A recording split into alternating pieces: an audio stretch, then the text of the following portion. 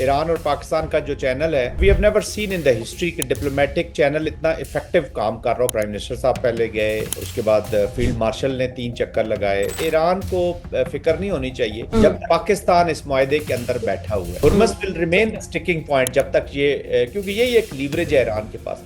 मोहसिन रज़ाई साहब ने कहा कि जी पाकिस्तान का दोस्ती हमारी बड़ी डीप है। President Trump is a reality. अब वो अनप्रिडिक्टेबल है, सच्चा है, झूठा है, what ever he is. General साहब, ये मोहसिन नकवी साहब अपना दौरा मुकम्मल करके पाकिस्तान आ गए और हमने देखा कि बड़ी अहम नौयत की उनकी मीटिंग्स वहां पर हुई हैं।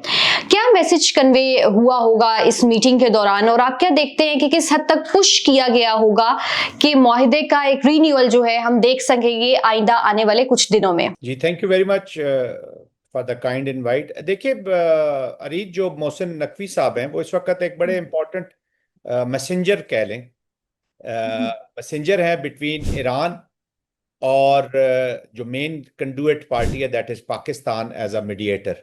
जी तो इनका ये जो दौरा है, एक तो सबसे बड़ी एडवांटेज उनके दौरों की ये होती है कि उसके लिए कोई इतनी लंबी चौड़ी प्रोटोकॉल या उसकी जरूरत नहीं पड़ती। अल्हम्दुलिल्लाह ईरान और पाकिस्तान का जो चैनल है वो इतने अच्छे तरीके से वर्क कर रहा है कि it's it's we have never seen in the history कि डिप्लोमेटिक चैनल इतना इफेक्टिव काम कर रहा हो कि आप जब दिल करते हैं आप आ जाते हैं, आप चले जाते हैं। राक्ची साहब ने पाकिस्तान के विजिट किए, प्रेसिडेंट पेज़ेश्कियान ने विजिट किया, पाकिस्तान के प्राइम मिनिस्टर साहब पहले गए, उसके बाद फील्ड मार्शल ने 3 चक्कर लगाए। और मोहसिन नकवी साहब तो मेरे ख्याल में वो अपना सामान जो है वो जहाज में ही छोड़ के आ जाते हैं जब वापस आते हैं कि इसी सामान के साथ ईरान चले जाएंगे। मल्टी फोल्ड रीजंस हैं उनके विजिट की। नंबर वन, ये विजिट दो लिहाज से बड़े क्रिटिकल टाइमिंग्स पे हुआ है। पहली चीज तो ऑफ कोर्स एक मीडिएशन जो है वो एक डेडलॉक कह लें या एक थोड़ा सा फ्रिक्शन आया हुआ है और वो रुकी हुई है हुर्मस की वजह से। और बीच में जो साथ पैरेलल प्रोसेस चल रहा है ओमान और ईरान का, उसकी प्रोग्रेस को डिस्कस करना। मेन तो यही था कि इसको इसको बहाल किया जाए, इस बातचीत को जो मीडिएशन है।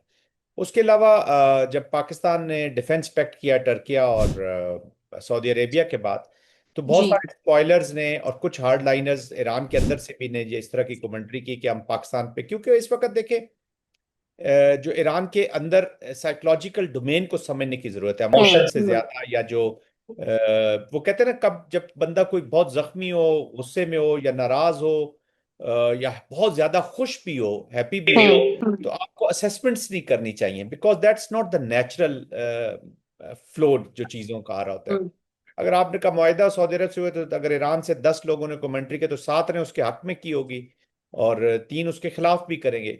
कुछ आवाजें आई कि जी शायद जैसे ये तासुर देने की कोशिश की गई, और इसराइल ने भी, स्पॉयलर्स ने भी, इंडिया ने खास तौर पे इस तरह के कंपेन चलाई कि जैसे दिस इज, ये मुआहिदा एंटी ईरान कोई मुआहिदा है। तो वो उनको अप्रीहेंशंस देने गया है। और जो भी इंटरनेशनल स्ट्रेटेजिक माइंड है, मैंने जितनी तहरीरें पढ़ी हैं, जो लोगों ने कमेंट किया, वो सब यही कह रहा है कि ईरान को फिक्र नहीं होनी चाहिए जब तक पाकिस्तान इस मुआहिदे के अंदर बैठा हुआ है। और बाकी कंटेस्टेशंस आपस में चलती रहती है। तुर्की और ईरान की कंटेस्टेशन भी रही, तुर्की और सऊदी अरेबिया अरब की भी रहेगी। बहुत सीरियस रही, और रिसेंट पास्ट में रही, बहुत नजदीकी। खशोगी साहब की जो डेथ हुई थी, जिन सरकमस्टांसेस में, आपको याद होगा कि कितने सीरियस हालात हो गए थे। और फिर जनरल साहब दोबारा से वहां पर भी तो पाकिस्तान ने ही मामलात को सेटल डाउन किया और पाकिस्तान ने बताया कि जी सऊदी अरब के साथ हमारा डिफेंस पैक्ट है, ये पॉसिबल नहीं है, फिर सऊदी अरब के ऊपर अगर आप हमला करते हैं तो हम इसको अपने ऊपर तस्वुर करेंगे। और हमने देखा कि सिचुएशन जो है वो चेंज हो गई। मैं अब आपसे पूछना ये चाहूंगी कि 17 अगस्त को ये जो अब डेडलाइन है वो खत्म हो रही है सीज फायर की। बहुत सारे तज्जिया निगार ये भी कह रहे हैं कि कोशिश की जाएगी कि ये सीज फायर जो है वो एक्सटेंड हो जाए और बाद में कहीं जाकर मुज़ाकरात की कोशिश भी कर दी जाए। वजीर दिफा ख्वाजा आसिफ साहब ने भी यही इशारा किया है कि ईरान और अमेरिका मुज़ाकरात के बहुत ज्यादा करीब आ गए हैं। शराइत दोबारा से कंपाइल होंगी जनरल साहब, या कुछ एडिशन और सब्ट्रैक्शन के साथ हम देखेंगे कि एक नया मुआहिदा जो है वो सामने आएगा, मंजर आम पर आएगा? जाहिर है कि उसमें ईरान की 6 शराइत और फिर अमेरिका ने भी वो पाकिस्तान के हाथ बहुत सारी चीजें भिजवाई हैं।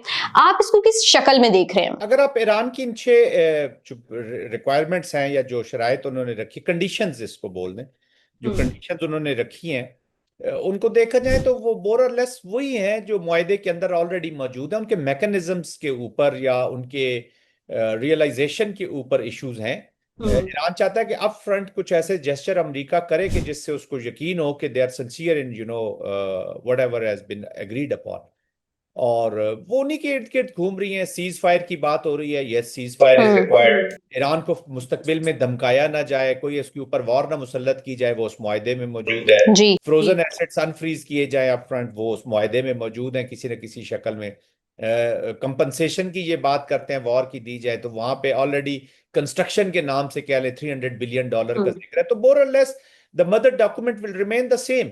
जी असल चीज ये है कि जो मैंने आपको याद होगा आपके प्रोग्राम में मैंने कहा था कि ये मुआहदा तो हमने करवा दिया है, सारा कुछ हो गया, लेकिन ये इसके अंदर दो बड़ी इंपॉर्टेंट फैक्टर्स हैं, उनको हमें जरूर इनको इमीडिएटली उसकी इम्प्लीमेंटेशन करनी चाहिए। एक तो वो जो लेबनान के कॉन्टेक्स्ट में डी कन्फ्लिक्शन सेल बना था, और दूसरा जो हॉटलाइन एस्टेब्लिश हुई थी हुर्मस में, उस वक्त भी हमने आपके प्रोग्राम में ये कहा था कि Hormuz will remain sticking point जब तक ये क्योंकि यही एक लीवरेज है ईरान के पास।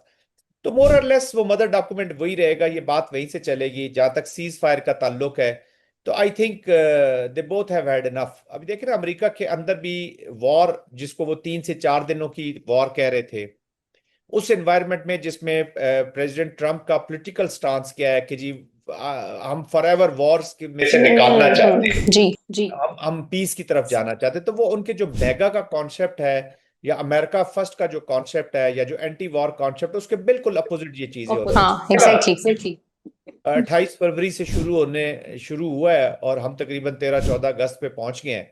तो आप अंदाजा लगा लें कि ये प्रोलॉग और एंड भी नजर नहीं आता, तो वॉर की तरफ दे आर नॉट गोइंग। ठीक अगर कोई थोड़ा सा इंटरडिक्शन वगैरह चलती रहेगी, और बस के अंदर रेड सी के अंदर भी हो रही है, फिर वॉर फटीग हो रही है अमेरिकन फौज। अभी आज भी इतलात कुछ इस तरह की आई, I don't know how true it is, but वो ट्रू ही लगती है, क्योंकि मैंने तो देखा है इनके पोस्ट वॉर ड्रामा के जो इब्राहिम इनका बैरी बेड़ा है, उसके कुछ जवानों ने, अमेरिकन सोल्जर्स ने, उन्होंने पानी में छलांग लगाई है वो साइकोलॉजिकल डोमेन्स की वजह से। तो वो CNN की एक रिपोर्ट उसके ऊपर मौजूद है कि साइकोलॉजिकली लोग जो है वो तंग हो रहे हैं, शॉर्टेज ऑफ फूड है, वाटर है, और एक प्रोट्रैक्टेड कॉन्फ्लिक्ट। और वो कॉन्फ्लिक्ट जो अमेरिका की फौज बहुत अच्छी तरह जानती है और उसका हर स्पाई सोल्जर ये जानता है कि this was not a war their fight, this is not a war they are fighting for the American objectives. तो जब आप इसराइल की दूसरों की हेट बेस्ड आइडियोलॉजी की वॉर लड़ेंगे तो आपके अपने फटीग होंगे। It is not possible for them कि वो फटीग ना हो। अच्छा जनरल साहब, मुझे ये बताइएगा कि जाहिर है कि अमेरिका की और फिर डोनाल्ड ट्रंप की जो इंतजामिया है वो भी इसी खदशे का इजहार कर चुकी है, जिस तरह आपने जिस तरफ से इशारा किए।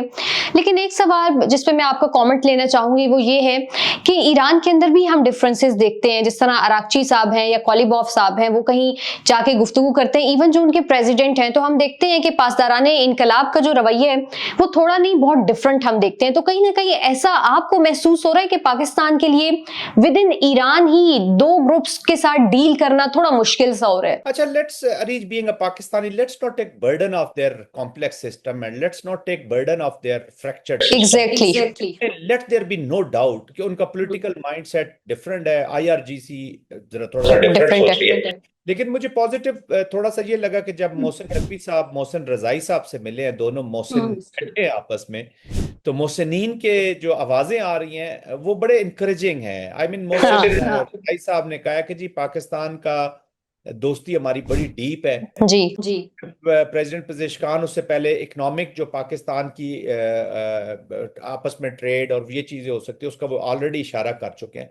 तो वॉर तो हमने रुकवानी है, इसमें कोई शक नहीं है, लेकिन हमें अपनी जो इकोनॉमिक्स है या अपना बायलैटरल, देखिए एक है आप एज अ मीडिएटर एक पूरे सिस्टम में आए हुए हैं, एक पॉलिटिकल एक्टिविटी हो रही है जिसमें वॉर शामिल है, उस पॉलिटिकल एक्टिविटी में आप टॉप पीक डिप्लोमेसी करें। इसका ये मतलब है कि हमारी जो बायलैटरल रिलेशनशिप है ईरान के साथ, वो हम उसको मूव फॉरवर्ड ना करें। वॉर और नो वॉर जो ईरान के साथ हमारे बायलैटरल है, इसको भी पैरेलल हमें साथ चलाना होगा। जी अब वो फ्रैक्चर्ड सिस्टम है, उनके कॉम्प्लेक्स है, यस ये कंक्लूजन्स भी है, but this is what it is, this is reality. जैसे president Trump is a reality, अब वो अनप्रिडिक्टेबल है, सच्चा है, झूठा है, whatever he is the president of United States of America, so we got to adjust to that individual। और Iran का भी अगर फ्रैक्चर्ड सिस्टम है तो हमने इसी के अंदर से देखना है। लेकिन मैं हमेशा पाकिस्तान को भी एडवाइस करता हूं कि ठीक है आपका एक फोरम के ऊपर है, लेकिन आपके जब बायलैटरल रिलेशनशिप भी बेहतर होंगे, चीजें आगे चलेगी, तो you will remain more trusted conduit. और उसके अलावा फिर ये जो सऊदी अरेबिया टर्किया के साथ आप हुई है, मैं तो ये चाहूंगा, और इसके बगैर ये मुकम्मल भी आर्किटेक्चर नहीं होगा, सिक्योरिटी आर्किटेक्चर, कि अगर ईरान उससे बाहर होगा। देखिए ना, आप घर के अंदर कोई चीज होती है, लड़ाई होती है या कुछ होती है, तो आप अगर अपने घर वालों को इजाजत दे देंगे कि ठीक है बाहर चल, तो वो बाहर जिधर जाएंगे उधर बात वैसे करेंगे। जनरल साहब आप कितने रोशन अमकानात देख रहे हैं कि ये जो ट्राइलेटरल एग्रीमेंट है जिसमें सऊदी अरब है, तुर्किया है, पाकिस्तान है, जाहिर है कि अभी मोहसिन नकवी साहब का जो दौरा हुआ उसमें आप ही ने ये भी हमें बताया बड़ा डिटेल से कि किस तरह उनको एक्सप्लेन किया गया होगा। कितने रोशन अमकानात आप देखते हैं कि आइंदा आने वाले दिनों में ईरान भी इसमें शामिल हो सकता है, जिस तरह तुर्की के वजीर खारजा, फिर पाकिस्तान के वजीर खारजा ने भी कहा कि दीगर ममालिक अगर इसमें आना चाहें तो हम उनको वेलकम करेंगे। तो आप किस हद तक समझते हैं कि ईरान भी इस मुआहिदे का हिस्सा बन सकता है? इट इज पॉसिबल, लेकिन उसके लिए जो दोनों प्रिंसिपल कंटेस्टिंग ग्रुप्स हैं या कैंप्स हैं, दैट इज ईरान और अरब्स का जो है, तो इनको पास्ट की जो चीजें हैं या जो पास्ट की अप्रोचेज हैं उनको एड्रेस करना पड़ेगा। अगर सिंसेरिटी ऑफ पर्पस दोनों तरफ हो जाए और रियलिज्म की तरफ हम चले जाएं, रियलिस्टिक होके अगर हम करें, और for the stability of the region, देखे ना, हमास हुई, हिजबुल्लाह हुआ, जी आज फलस्तीन किधर खड़ा है? मैं तो समझता हूँ 72 में, 70s में, जो अर्ली 70s में जब पीएलओ को निकाला गया, लेबनान के अंदर कंटेस्टेशन हुई, जी बेरूत का सीज हुआ, वो जो साबरा कैंप और शटीला कैंप के ऊपर जुल्म हुआ, आज हम उससे कुछ इतने, सिचुएशन हैज नॉट चेंज। वहां के वहीं खड़े हैं, एग्जैक्टली। जंग से, या तो आप कहें कि जी हम सारों ने मिलके, या ईरान आज इजराइल का नामो निशान मिट गया होता, फिर हम इजराइल भी सही और गलत, कई लोगों को शायद मेरी बात अच्छी न लगे,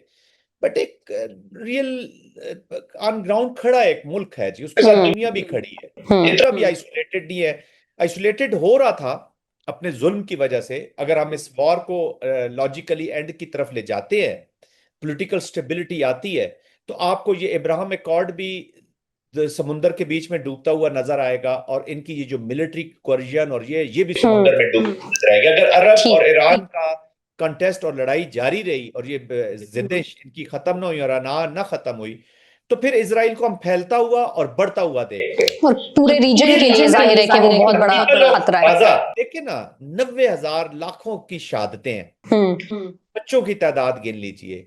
ये ईरान का भी उतना ही फर्ज है इनकी हिफाजत करना जितना सऊदी अरेबिया का फर्ज है, जितना पाकिस्तान का आपका और मेरा फर्ज है। तो आई थिंक देश, अगर तो वो ये प्रिंसिपली डिसाइड कर लेते हैं कि हमने अब इस पास से निकलना है, तो फिर तो इसके इम्कानात बहुत रोशन है।